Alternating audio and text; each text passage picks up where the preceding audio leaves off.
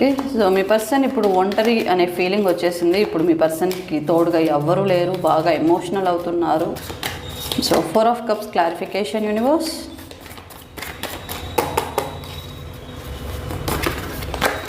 చూడండి 2 of pentacles. ఏది కూడా బ్యాలెన్స్ చేయలేకపోతున్నారు, ఎటువైపు కూడా డిసిషన్స్ తీసుకోలేకపోతున్నారు. ఎవరి వల్ల నాకు మంచి జరుగుతుంది, ఎవరి వల్ల చెడు జరుగుతుంది అనేది కూడా ఇక్కడ తేల్చుకోలేకపోతున్నారు మీ పర్సన్. ఇక్కడ బాధని, సంతోషాన్ని, దేన్ని కూడా బ్యాలెన్స్ చేయలేకపోతున్నారు. అది మీ పర్సన్ ఇక్కడ ఫేస్ చేసినటువంటి సిచ్యువేషన్. ఆలోచనలు స్థిరంగా లేవు,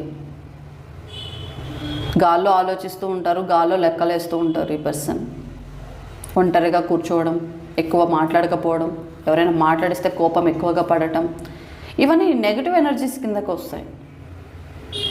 ఓకే, అండ్ ఎక్కడికైనా వెళ్ళిపోయారు అంటే కనీసం మీకు ఇన్ఫర్మేషన్ కూడా ఇవ్వరు.